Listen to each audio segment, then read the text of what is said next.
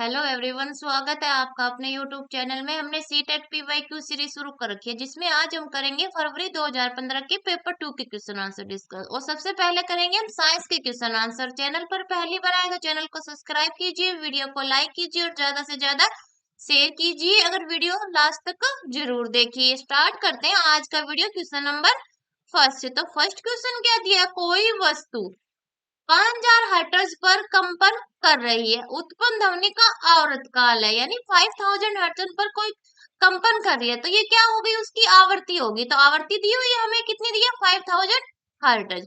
अब निकालना है इसका आवर्त काल, निकालना है हमें। क्या निकालना है, पीरियड निकालना है। तो पीरियड बराबर क्या होता है, 1/फ्रीक्वेंसी होती है। फ्रीक्वेंसी हमें दी हुई है, कितनी दी है, 5000 हर्ट्ज। कर देंगे 1/5000। ठीक है। अब क्या करेंगे, अब इसकी कटिंग करेंगे। तो कैसे करेंगे कि ऊपर तो हमारा 1 है, तो क्या करेंगे, पॉइंट लगा के हम ऊपर 0 लगा देंगे। तो क्या आ जाएगा हमारा, इसको बना लेंगे हम 10,000। ठीक है।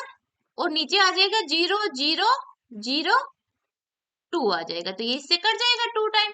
तो आगे हमारा आवर्तकाल कितना आ जाएगा, 0,0002 सेकेंड, क्योंकि आवर्तकाल सेकंड में आएगा कि 1 सेकंड में कितनी वो कंपन कर रही है, वो उसकी आवृत्ति होती है। और आवर्तकाल 1/आवृत्ति आ जाएगा। तो आवृत्ति हमें दी हुई थी 5000, तो इसको 1 कर दिया और फाइनल जो हमारा आंसर आया वो आया 0,002 सेकेंड। तो ये इसका आंसर हो जाएगा 61 का 2 नंबर ऑप्शन हमारा राइट हो जाएगा। 62 नंबर क्वेश्चन क्या दिया है, निम्नलिखित पदों पर विचार कीजिए। कुछ पद दिए गए हैं, वो देखने की भूकंप से हो सकता है। इन पदों में से कौन सा भूकंप के द्वारा होता है वो हमें बताना है। पहला दिया हुआ है तड़ित, दूसरा दिया हुआ है भूस्खलन, तीसरा गर्जन, 4 पे सुनामी और 5 पे दिया हुआ है बाढ़। तो जो समुद्र में भूकंप आते हैं तो उससे सुनामी आती है। ठीक है। तो ये तो भूकंप द्वारा हो गया। ठीक है। और जब स्थल पे भूकंप आता है तब भूस्खलन होता है, यानी जमीन हिल जाती है, जो पहाड़ होते हैं वो धस जाते हैं, जो चट्टाने होती है वो हमारी टूट जाती है, तो वो भूस्खलन। ठीक है। तो भूकंप से भूस्खलन भी होगा, सुनामी भी होगी और बाढ़ भी आएगी। समुद्र में भूकंप आएगा, सुनामी आएगी, तो बाढ़ तो आनी है, तो ये भी भूकंप द्वारा आ गया। तो क्या होगा, 3 चीजें होंगी भूकंप से, भूस्खलन होगा, सुनामी और बाढ़। ये तीनों भूकंप से रिलेटेड है। तो ये आ जाएगा इसका राइट आंसर, बी, डी और ई। तो बी, डी दिया हुआ फर्स्ट ऑप्शन में, तो 62 का फर्स्ट नंबर ऑप्शन राइट हो जाएगा। 63 नंबर क्वेश्चन क्या दिया, मानव नेत्र में शलाकाओं और शंकुओं के विषय में सही कथन का चयन कीजिए। मानव नेत्र के जो अंदर शलाकाएं और शंकुओं होते हैं उनका क्या काम है वो हमें बताना है। तो 63 का आएगा हमारा, पहला दिया हुआ है शंकु मंद प्रकाश के लिए सुग्राही होते हैं, दूसरा शंकु तीव्र प्रकाश के लिए सुग्राही होते हैं, 4 है शलाकाएं वर्णों यानी रंग की अनुभूति कर सकती है, 4 है शलाकाएं तीव्र प्रकाश के लिए सुग्राही होती है। तो इसमें आएगा 2 नंबर ऑप्शन की जो शंकु होते हैं वो तीव्र प्रकाश को ग्रहण करते हैं। तो आ जाएगा 63 का 2 नंबर ऑप्शन राइट हो जाएगा। 64 नंबर क्वेश्चन क्या दिया, निम्नलिखित ग्रहों में से किसका अपना कोई प्राकृतिक उपग्रह नहीं है, नेचुरल उपग्रह नहीं है। तो आपको पता है हमारी पृथ्वी का नेचुरल उपग्रह चंद्रमा है, तो पृथ्वी का तो है, बृहस्पति भी है, बृहस्पति के भी उपग्रह है और सबसे ज्यादा उपग्रह है बृहस्पति के। उपग्रह क्या होगा, जो ग्रह के चारों ओर चक्कर लगाएगा, और ग्रह होते हैं सूर्य के चारों ओर चक्कर लगाते हैं, ये बात आपको पता है। तो बृहस्पति का भी उपग्रह है, पृथ्वी का भी उपग्रह है। ठीक है। यूरेनस के भी उपग्रह है। अब बच गया शुक्र और मंगल। तो मंगल का आपको पता है 2 उपग्रह है, तो मंगल के भी अब सिर्फ शुक्र बचे हमारा, जिसका कोई उपग्रह नहीं होता। एक बुध है, बुध का भी कोई उपग्रह नहीं है, पर वो ऑप्शन में नहीं है, यहाँ पे सिर्फ शुक्र दिया हुआ है। तो 64 का आ जाएगा 2 नंबर ऑप्शन हमारा राइट हो जाएगा। 65 नंबर क्वेश्चन क्या दिया हुआ है,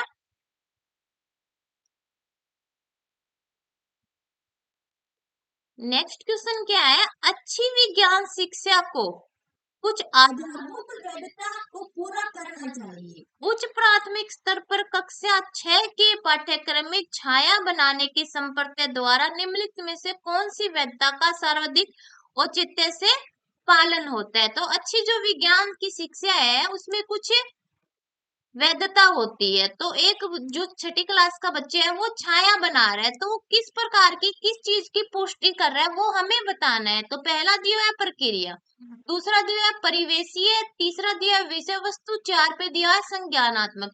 तो क्या आना चाहिए, किस क्या पता चल रहा है कि छाया बनाने से उसके जो ज्ञानात्मक पहलू है उसी का पता चल रहा है कि किस प्रकार से उसका अधिगम हुआ है, तो वही पता चल रहा है हमें। तो 65 का आ जाएगा 4 नंबर ऑप्शन राइट आ जाएगा, संज्ञानात्मक पहलू का पता चल रहा है उससे।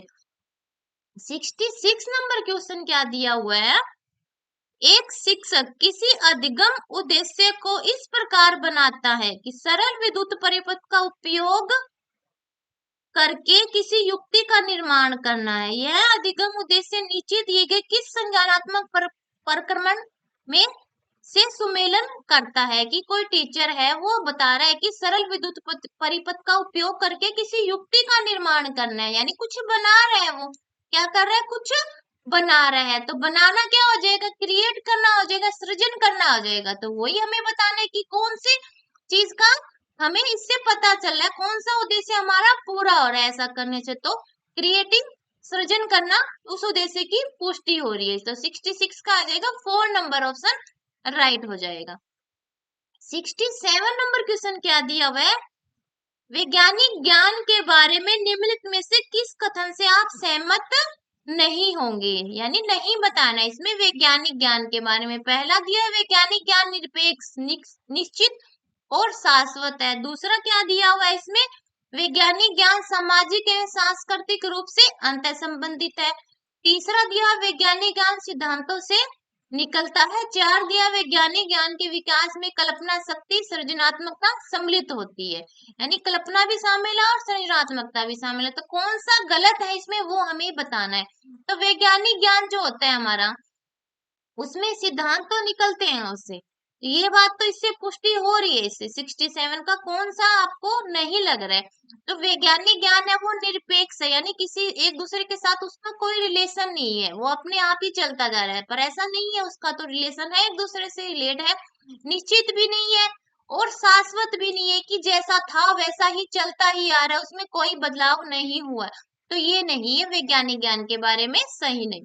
तो यही इसमें राइट हो जाएगा, 67 का फर्स्ट नंबर ऑप्शन हमारा राइट हो जाएगा। 68 नंबर क्वेश्चन क्या दिया हुआ है, विज्ञान शिक्षा द्वारा छात्रों में अभिव्यक्तियों एवं मूल्य विकास के मूल्यांकन के लिए निम्नलिखित में से कौन सी तकनीक सबसे अधिक उपयुक्त होगी, यानी विज्ञान की जो शिक्षा हम बच्चों को दे रहे हैं उसका मूल्यांकन हम कौन से तरीके से सबसे अच्छे तरीके से कर सकते हैं, वो हमें बताना है। तो पहला दिया है कागज पेंसिल परीक्षण, दूसरा दिया जान सूची चेकलिस्ट, तीसरा दिया रेटिंग स्केल, यानी उनको ग्रेड दे दो कि ये बच्चा ऐसा है ये बच्चा ऐसा है।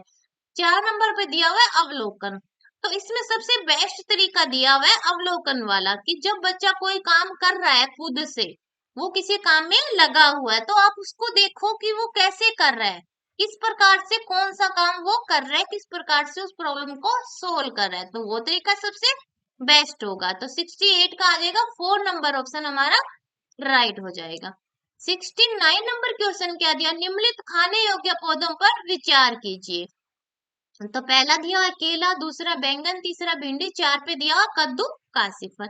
इनमें से पौधे का ऐसा युगल चुनिए जिनमें से दो या दो से अधिक खाने योग्य भाग होते हैं, यानी जो चार हमें ये खाने योग्य जो दिए हुए हैं पौधे दिए हुए हैं, इनके दो से अधिक या दो पार्ट खाए जाते हैं, वो हमें बताना है। तो आपको पता है केले का फल भी खाया जाता है, और क्या खाया जाता है, केले का फूल भी खाया जाता है, बैंगन बैंगन का सिर्फ फल खाया जाता है, भिंडी का भी फल खाया जाता है। तो अब बच गया कद्दू, तो कद्दू के भी दो पार्ट खाए जाते हैं, केला और कद्दू दोनों ऐसे हैं जिसके दो दो पार्ट खाने योग्य होते हैं। तो आ जाएगा हमारा ए और डी, ए और डी आया है सिर्फ 2 नंबर ऑप्शन में। तो 69 का आ जाएगा 2 नंबर ऑप्शन हमारा राइट हो जाएगा। 70 नंबर क्वेश्चन क्या दिया हुआ है, निम्नलिखित में से मानव पाचन तंत्र के भागों के संयोजन का वह कौन सा समुच्चय है जो कोई पाचन कार्य नहीं करता, यानी पाचन तंत्र का हिस्सा तो है वो, पर उसमें किसी प्रकार का कोई पाचन नहीं होता, ऐसे हमें उस युग्म को चुनना है। तो पहले में दिया है ग्रीसिका, फिर दिया वृहदान्त्र, फिर दिया हुआ है मलाशय, दूसरे में मुख गुहिका, बृहदान्तर और मलाशय। बाकी सब में मुख गुहिका दिया है। तो मुख गुहिका में आपको पता है जब हम भोजन को अंतः ग्रहण करते हैं तो सबसे पहले मुंह में जाते हैं, तो वहां पे उसका पाचन होता है। भाई 2, 3 और 4 ये तीनों ऑप्शन तो कट हो गए, इनमें तो पाचन हो रहा है, पर हमें देखना है जिसमें पाचन नया हो रहा है और वो पाचन तंत्र का हिस्सा है।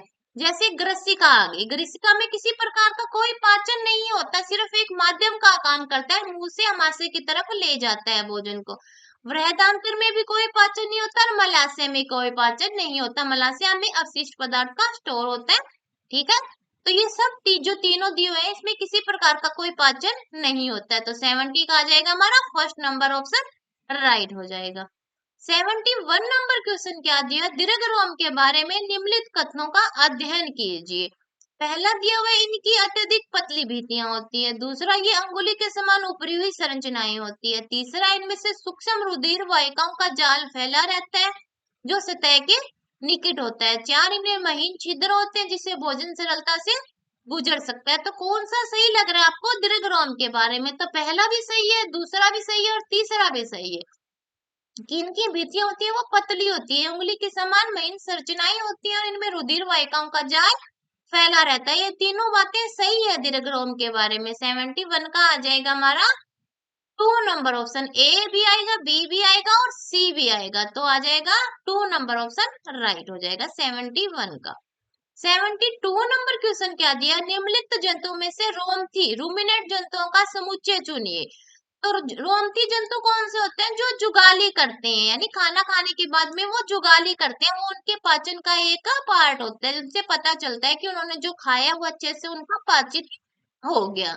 जैसे पहले में दिया भैंस गाय और हिरन, दूसरे में दिया भैंस गाय और कुत्ता, चार 3 में है गाय हिरन कुत्ता और 4 में है बिल्ली भैंस और हिरन। तो आपको पता है जो लगभग वही जंतु जुगाली करते हैं जो घास फूस खाते हैं, तो भैंस भी खाती है, गाय भी खाती है और हिरन भी खाता है, तो ये तीनों ही ऐसे हैं जो घास खाते हैं और जुगाली भी करते हैं, तो वो इसमें राइट हो जाएगा। 72 का फर्स्ट नंबर ऑप्शन हमारा राइट हो जाएगा। 73 नंबर क्वेश्चन क्या दिया, कभी कभी शारीरिक कार्य करने के पश्चात हमारी पेशियों में क्रैम्प आते हैं, यानी एक खिंचाव सा महसूस होता है पेशियों में, वो किस कारण होता है वो हमें बताना है। तो ये किस वजह से होता है, ये होता है जो पायरुवेट का लैक्टिक अम्ल में परिवर्तित होना, जो पायरुवेट होता है जो भोजन के बाद में बनता है उसका लैक्टिक अम्ल में परिवर्तित होना, उसकी वजह से क्रैम्प या खिंचाव आता है हमारी पेशियों में। तो 73 का आ जाएगा 3 नंबर ऑप्शन राइट हो जाएगा। 74 नंबर क्वेश्चन क्या दिया, निम्नलिखित में से किसमें मानव उत्सर्जन तंत्र में मूत्र मार्ग को सही क्रम में दर्शाया गया है, यानी मूत्र का जो मार्ग है उसको जो क्रम दिया गया वो कौन से ऑप्शन में सही है। पहले में दिया हुआ किडनी, मूत्राशय, मूत्रवाहिनी और मूत्र मार्ग, दूसरे में वक्र यानी किडनी, मूत्राशय, मूत्र मार्ग और मूत्रवाहिनी, तीसरे में फिर किडनी, मूत्र मार्ग, मूत्राशय और मूत्रवाहिनी, चार में किडनी, मूत्रवाहिनी, मूत्राशय और मूत्र मार्ग। कौन सा ऑप्शन आपको सही लग रहा है जो मूत्र मार्ग का सही क्रम बता रहा है, तो कौन सा आएगा 74 का 4 नंबर ऑप्शन आएगा हमारा, कि पहले किडनी आएगी, फिर वहां से मूत्र जाएगा मूत्र वाहिनी, फिर मूत्राशय में इकट्ठा होगा, फिर मूत्र मार्ग के माध्यम से हम उसको बाहर निकाल देंगे, तो ये जो 4 नंबर ऑप्शन है वो राइट हो जाएगा 74 का। 75 नंबर क्वेश्चन क्या दिया, कोई बस अपनी यात्रा की पहली 10 किलोमीटर की दूरी 40 किलोमीटर पर आवर की औसत चाल से शेष जो 45 किलोमीटर दूरी है वो 60 किलोमीटर पर आवर की औसत चाल से तय करती है। बस की संपूर्ण यात्रा में औसत चाल हमें निकालनी है, तो दिए हुए 10 किलोमीटर चलती है किस चाल से, वो 40 किलोमीटर से, तो इससे हम क्या निकालेंगे, समय निकालेंगे कितना टाइम लगा है उसको, तो डिस्टेंस ऊपर आ जाएगी कि जो समय का फॉर्मूला होता है वो क्या होता है, डिस्टेंस बाय स्पीड होती है, तो डिस्टेंस दी हुई 10 किलोमीटर, 10 ऊपर आ जाएगा, नीचे आ जाएगी हमारी 40, तो अब इसकी हम कटिंग करेंगे तो कितना आ जाएगा 1/4 आवर आ जाएगा हमारा टाइम, की पहले जो उसने दूरी तय की है वो उसमें टाइम कितना लगा है 1/4 आवर। इसी प्रकार दूसरे की निकालेंगे, दूसरे में डिस्टेंस दिया 45 किलोमीटर और स्पीड कितनी दी हुई है 60 किलोमीटर पर आवर। अब इसकी कटिंग करेंगे तो क्या आ जाएगा 3/4 आ जाएगा हमारा, 3/4 आवर आ जाएगा, तो टोटल टाइम कितना लगा उसको 1/4 प्लस 3/4, तो कितना लगा, इसको ऐड करेंगे तो 1 आ जाएगा। 1 आवर का टाइम लगा उसको पूरा, जो इतनी दूरी तय की। और दूरी कितनी तय की, 10 किलोमीटर पहले की, 45 बाद में की। तो 55 किलोमीटर की डिस्टेंस तय की है, और कितने टाइम में, 1 आवर में। तो अब उसकी औसत चाल निकालनी है, तो चाल बराबर क्या आ जाएगा, डिस्टेंस बाय टाइम। टाइम लगा है 1 आवर, तो क्या आ जाएगा, 55 किलोमीटर पर आवर उसकी औसत चाल आ जाएगी। तो 4 नंबर ऑप्शन ऐसा है जिसमें 55 किलोमीटर पर आवर दिया हो। तो 75 का आ जाएगा हमारा 4 नंबर ऑप्शन राइट हो जाएगा।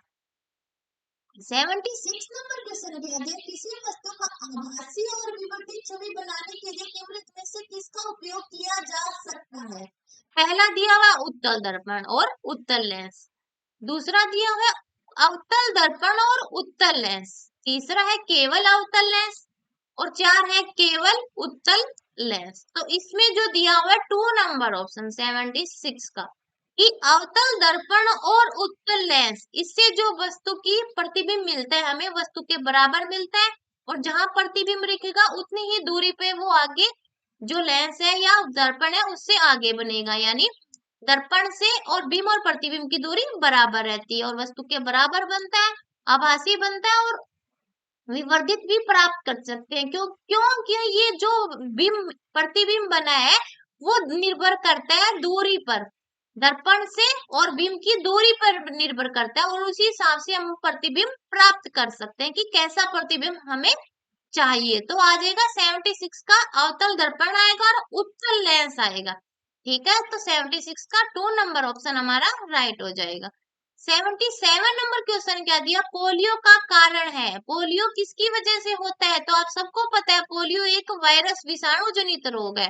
तो 2 नंबर ऑप्शन इसमें राइट हो जाएगा। प्रोटोजोआ से मलेरिया होती है, बैक्टीरिया जैसे टाइफाइड हो गया, फफूंद, ये भी इसी में आ जाएगा। तो क्या आएगा, 77 का 2 नंबर ऑप्शन हमारा राइट हो जाएगा।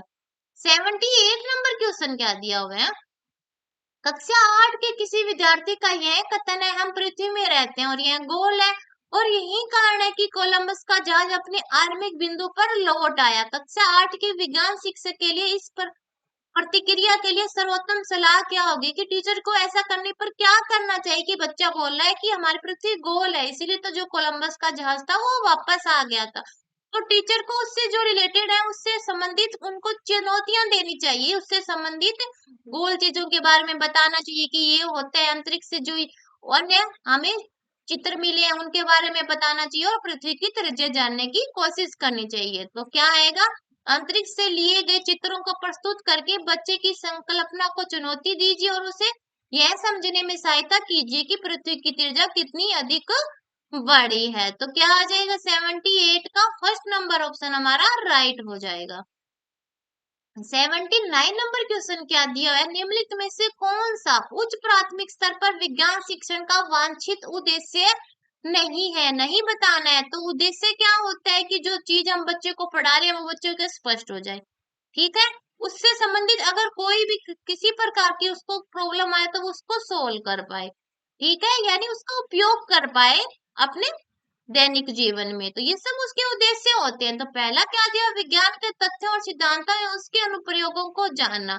दूसरा दिया, विज्ञान की प्रक्रिया और विषय वस्तु को याद करके उपलब्ध ज्ञान प्राप्त कराना। तीसरा, ईमानदारी, सत्यनिष्ठा और सहयोग के मूल्य को आत्मसात करना। 4 है प्राकृतिक जिज्ञासा, सौंदर्य, प्रकृति की अनुभूति तथा विज्ञान प्रौद्योगिकी में सृजनात्मकता का पोषण करना। तो जो सिर्फ 2 नंबर ऑप्शन ऐसा है जिस जो उद्देश्य नहीं है, कि याद नहीं करवाना है, उस चीज को समझाना है, स्पष्ट करना है हमें, कि विज्ञान प्रक्रिया और वस्तुओं को याद करके उपलब्ध ज्ञान करवाना। नहीं, ज्ञान याद करके ज्ञान नहीं उपलब्ध करवाना, उनको समझा के स्पष्ट करके ज्ञान देना है हमें बच्चों को। तो 79 का आएगा हमारा 2 नंबर ऑप्शन राइट हो जाएगा, ये उसका उद्देश्य नहीं है। 80 नंबर क्वेश्चन क्या दिया, निम्नलिखित प्रश्नों में से कौन सा मुक्त अंत वाला प्रश्न है, यानी मुक्त अंत, जो इस क्वेश्चन का आंसर देने का कोई अंत ना हो, तो वो मुक्त अंत वाला हो गया।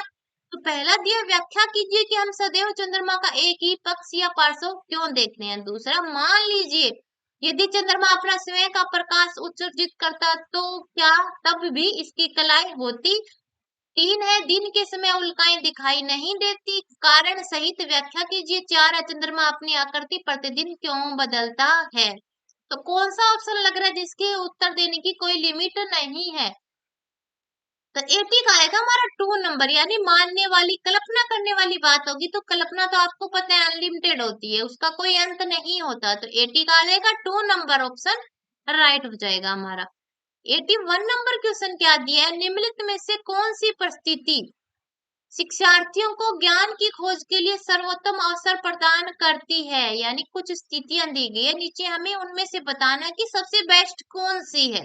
तो पहला है, विद्यार्थियों को टीम शिक्षण द्वारा दैनिक उपयोग की सामग्री के विषय में शिक्षा दी जा रही है। दूसरे, विद्यार्थियों को पहले आर्किमिडीज के सिद्धांत का निर्देशन दिखाया जाता है और फिर विस्तृत व्याख्या की जाती है। तीसरा, विद्यार्थी दी गई सामग्रियों को स्वयं बनाए बंद विद्युत परिपथ में रखकर उन पर चालक और अचालक विद्युत रोधी के लेबल लगा रहे हैं। 4 है, विद्यार्थी भोजन के अव्यय विषय पर प्रोग्राम इंस्ट्रक्शन के सुपरिष्कृत और विस्तृत स्तर में भाग ले रहे हैं। तो 3 नंबर ऑप्शन ऐसा है जिसमें विद्यार्थी खुद कर रहा है, अपना काम स्वयं से करके देख रहा है, सीख रहा है। तो यही इसमें राइट होगा, ज्ञान का सबसे अच्छा तरीका तो यही है। तो क्या हो जाएगा, 81 का 3 नंबर ऑप्शन हमारा राइट हो जाएगा। 82 नंबर क्वेश्चन क्या दिया, अपना एक कान स्टील की रेल की पटरी पर रखता है। ठीक है, मैं अपना एक कान कहाँ रखता हूँ, स्टील की रेल की पटरी पर रखता हूँ। तब क्या होता है, जो ध्वनि सुनाई देगी ट्रेन आने की वो हमें जल्दी सुनाई देगी अगर हम खड़े होते उसकी अपेक्षा। तो इससे क्या पता चला कि ध्वनि की जो चाल है वो स्टील में यानी ठोस में ज्यादा हुई और जो विरल माध्यम वायु वाला था उसमें कम हुई, ये बात हमें पता चली। तो यही हमें बताना है। पहला क्या है, मैं अपने मैं मैं आने वाली ट्रेन की ध्वनि वायु की तुलना में रेल की पटरी द्वारा शीघ्र सुन लेता हूँ। तो ये बात सही है, जल्दी सुन लेगा वो उस चीज को। वायु की तुलना में ध्वनि स्टील में अधिक चाल से गमन करती है, तो ये इसका निष्कर्ष निकला है। 3 है, गैस की तुलना में ध्वनि ठोस में अधिक चाल से गमन करती है, तो ये बात भी सही है। तो पहला किया उसने प्रयोग, ये उसने कान स्टील की रेल की पटरी पर रखा, तब उसको ध्वनि जल्दी सुनाई देगी खड़े होने की अपेक्षा। तो ये उसने प्रयोग किया और ऐसा क्यों हुआ वो उसके निष्कर्ष निकल गए। इससे स्टील में ध्वनि की चाल है वो वायु की तुलना में जल्दी तेज है, और नेक्स्ट क्या है कि गैस की तुलना में ध्वनि ठोस में अधिक चाल से गमन करती है। तो ये दो इसके निष्कर्ष हो गए, पहला उसका प्रयोग हो गया, परीक्षण हो गया। तो 82 का कौन सा ऑप्शन आपको सही लग रहा है, जिसमें ए परीक्षण दिया हो और बी और सी उसके निष्कर्ष दिए हो। तो 4 नंबर ऑप्शन ऐसा है जिसमें ए परीक्षण दिया हो और बी और सी उसके निष्कर्ष दिए हो, तो ये इसमें राइट हो जाएगा। 83 नंबर क्वेश्चन क्या है, किसी अनंत तिरछे समतल पर एक गेंद के द्वारा लुढ़कते हुए तय की गई दूरी और उस अनंत तिरछे समतल के कोण के बीच के संबंध को एक ग्राफ बनाकर दिखाया गया है। यह निम्नलिखित में से किसका उदाहरण है। इस उदाहरण के माध्यम से आप क्या करना चाह रहे हैं, बच्चों में वो चीज को स्पष्ट करना चाह रहे हैं। क्या करना चाह रहे हैं, स्पष्ट करना चाह रहे हैं। तो क्या आ जाएगा, 83 का क्या आएगा हमारा, वो 3 नंबर ऑप्शन आएगा कि हम उस चीज की व्याख्या कर रहे हैं। व्याख्या नहीं आएगी, इसका आएगा 4 नंबर, कम्युनिकेटिंग आएगा, यानी उसको हम बता रहे हैं, संप्रेषित करें, अपना ज्ञान है वो एक दूसरे के साथ बांट रहे हैं और ग्राफ बना के उस चीज को समझा रहे हैं। तो 83 का आएगा 4 नंबर ऑप्शन हमारा राइट हो जाएगा। 84 नंबर क्वेश्चन क्या है, प्लास्टिक के सामान्य विशिष्ट गुण है, यानी प्लास्टिक के गुण बताने हैं। तो आपको पता है प्लास्टिक से बना सामान एक तो मजबूत होता है, सुंदर होता है, सस्ता होता है और टिकाऊ होता है। और जो प्लास्टिक है वो अन्य किसी से क्रिया भी नहीं करता, यानी अन्य अभिक्रियाशील होता है। और विद्युत का क्या होता है, कुचालक होता है प्लास्टिक। ठीक है, तो ये सब प्लास्टिक के गुण है। तो पहला टिकाऊ होता है, विद्युत का सुचालक, सुचालक नहीं होता, कुचालक होता है। अनाभिक्रियाशील तो होता है पर कुचालक होता है, तो ये ऑप्शन तो इसकी वजह से गलत। दूसरा, उष्मा के सुचालक, सुचालक नहीं होता, तो ये भी गलत। तीसरा है, टिकाऊ होता है, वजन में हल्के होते हैं और अनअभिक्रियाशील होते हैं। हाँ, ये बात सही है, तो ये इसमें राइट हो जाएगा। 84 का 3 नंबर ऑप्शन हमारा राइट हो जाएगा।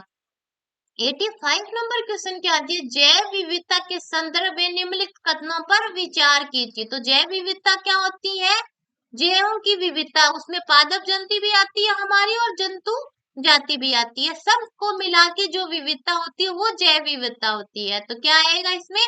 पहला ध्येय है किसी क्षेत्र में पाई जाने वाली किसी विशेष स्पीशीज की व्यक्तियों की कुल संख्या का उल्लेख करती है। विशेष तो ठीक है, पर सिर्फ व्यक्तियों का नहीं करती, इसमें पादप और जंतु दोनों आएंगे, तो ये ऑप्शन तो गलत है। यह किसी दिए गए क्षेत्र के केवल पादप जात और प्राणी जात की किसी विशेष स्पीशीज का उल्लेख करती है। तीसरा, यह किसी दिए गए क्षेत्र के पादप जात और प्राणी जात की विभिन्न यानी विविध प्रकार की जो स्पीशीज है उनका उल्लेख करती है। हाँ, ये बात सही लग रही है। चार है, यह जानवरों के लिए कृत्रिम रूप से बनाया गया एक सुरक्षित क्षेत्र है, तो ये तो नहीं है, ये भी गलत है। तो कौन सा ऑप्शन आपको सही लग रहा है? 85 का सिर्फ सी नंबर ऑप्शन राइट होगा कि है किसी दिए गए पादप जात और प्राणी जात दोनों आ गए इसमें और विभिन्न आ गए। जैव विविधता यानी एक से ज्यादा है तभी तो विविधता होगी उनमें, तो विविध रूप से हो गए, तो ये इसमें राइट हो जाएगा। तो 85 का आ जाएगा हमारा 3 नंबर ऑप्शन। तो 3 नंबर दिया, सिर्फ केवल सी दिया हुआ है 4 नंबर ऑप्शन में, तो ये इसका राइट हो जाएगा। 86 नंबर क्वेश्चन क्या दिया हुआ है? कोशिकाओं से संबंधित निम्नलिखित पदों पर विचार कीजिए। कोशिका से संबंधित कुछ पद दिए गए, वो हमें देखने कि कौन सा इसमें कोशिका के केंद्र के भाग में पाया जाता है। तो पहला दिया है क्रोमोसोम गुणसूत्र, दूसरा दिया हुआ जीन, तीसरा दिया न्यूक्लियस केंद्रिका। तो ये सब आपको पता है कोशिका के अंदर पाए जाते हैं। गुणसूत्र के ऊपर जीन पाए जाते हैं जो हमारे अनुवांशिक गुणों के लिए गुणों को निर्धारित करते हैं, जो जीन होते हैं। और कहाँ पाए जाते हैं? गुणसूत्र के ऊपर पाए जाते हैं। और केंद्रिका भी कोशिका के अंदर ही पाई जाती है, तो केंद्रक के ही भाग हो गए, यानी कोशिका के अंदर केंद्रक होता है, उसी के पास में ये क्रोमोसोम जीन और न्यूक्लियस केंद्रिका पाए जाते हैं। ये तो सब इससे संबंधित हो गए केंद्रक से। पर राइबोसोम होता है वो अलग होता है, तो ये आ जाएगा इसका ए भी आएगा, बी भी आएगा और सी भी आएगा। तो ए, बी और सी सिर्फ 2 नंबर ऑप्शन में दिया हुआ है। 86 का क्या आ जाएगा फिर हमारा? 2 नंबर ऑप्शन राइट हो जाएगा। 87 नंबर क्वेश्चन कह रहा है मानव में जनन की अवधि की घटनाओं का सही क्रम बताना है हमें, कि मानव में जो जनन का क्रम चलता है वो किस प्रकार से होता है वो हमें बताना है। तो क्या आएगा इसमें कि पहले युग्मक बनेगा। क्या बनेगा? युग्मक बनेगा, यानी जब नर और मादा की अंडाणु और नर के शुक्राणु जो मिलेंगे तो क्या बनेगा? युग्मक बनेगा। और इस क्रिया को क्या कहेंगे? निषेचन कहेंगे, फर्टिलाइजेशन कहेंगे, ठीक है। और उनके फिर जो मिल गए, निषेचन हो गया, क्रिया कंप्लीट होगी, फिर बन जाएगा भ्रूण बन जाएगा। क्या बनेगा फिर? नहीं, फिर बनेगा युग्मनज। और फिर युग्मनज से जो कोशिका का रूप ले लेगी, यानी उसमें अपनी कोशिका का विकसित रूप हो जाएगा, जिससे हम उसका अलग अलग भागों का अध्ययन कर पाएंगे, तो वो भ्रूण बन जाता है। तो पहले बनेगा युग्मक, ठीक है, जब दोनों पास में आएंगे, कि जब मादा के अंडाणु और जो नर के शुक्राणु होते हैं तो वो क्या होते हैं? युग्मक होते हैं। ये जो क्रिया होगी उसको निषेचन कहते हैं। इस प्रक्रिया को क्या कहते हैं? निषेचन कहते हैं। और जब दोनों पास में आ जाएंगे, निषेचन की प्रक्रिया कंप्लीट हो जाएगी, तो दोनों को मिलके क्या बन जाएगा? युग्मनज बन जाएगा। और युग्मनज जब कोशिका का रूप ले लेगा, कि यानी उसके अलग अलग पार्ट हमें समझ में आ जाएंगे, उसका अध्ययन हम कर पाएंगे, तो वो भ्रूण का रूप ले लेते। तो पहले क्या बना? युग्मक बना, फिर निषेचन की क्रिया हुई, फिर युग्मनज बना, और फिर भ्रूण बनेगा लास्ट में। तो क्या आ जाएगा इसमें हमारा? 87 का 4 नंबर ऑप्शन राइट हो जाएगा। 88 नंबर क्वेश्चन क्या है? जिस तालाब के जल में टेडपोल वृद्धि करें, उस जल में निम्नलिखित में से किस तत्व की पर्याप्त मात्रा उपलब्ध होनी चाहिए? यानी टेडपोल जो मेंढक के बच्चे हैं वो वृद्धि कर रहे हैं, तो उस जल में क्या है ऐसा कि उसकी वजह से उनकी जो वृद्धि है वो नहीं रुक रही है, लगातार होती जा रही है, तो उसमें किसकी मात्रा अधिक हो जाएगी? 88 में आएगा हमारा 4 नंबर ऑप्शन। आयोडीन की मात्रा है उस तालाब में, तभी तो टेडपोल उसमें वृद्धि कर पा रहे हैं। तो 89 नंबर क्वेश्चन दिया है, कोई 6 kg द्रव्यमान का पिंड किसी घर्षण रहित क्षैतिज पृष्ठ पर 3 मीटर पर सेकंड की एक समान चाल से फिसल रहा है। इस पिंड को इसी चाल से इसी सरल रेखा के अनुदिश गति करने के लिए आवश्यक बल की मतलब बताना है कि कितने बल की जरूरत होगी। एक समान चाल से चल रहा है, तो एक समान साल से चला है, तो त्वरण तो हुआ ही नहीं। त्वरण होते हैं चाल में परिवर्तन, तो त्वरण तो हमारा आया नहीं, त्वरण आ गया शून्य, क्योंकि चाल में तो कोई परिवर्तन हुआ ही नहीं, जैसा था वैसा ही रहा है, उसी चाल से वो लगातार चल रहा है। और जो पिंड का मास दिया हुआ है हमें, वो दिया हुआ है 6 kg। तो जो हमारा बल होता है उसका फॉर्मूला क्या होता है, F इक्वल टू होता है M इंटू ए। ए हमारा है 0, क्योंकि चाल में कोई परिवर्तन नहीं हो, चाल में परिवर्तन नहीं होगा तो त्वरण हमारा 0 रहेगा। ए 0 हो गया तो एफ तो 0 हो ही गया, क्योंकि एक क्वांटिटी 0 होगी तो वो दूसरे को भी 0 कर देगी।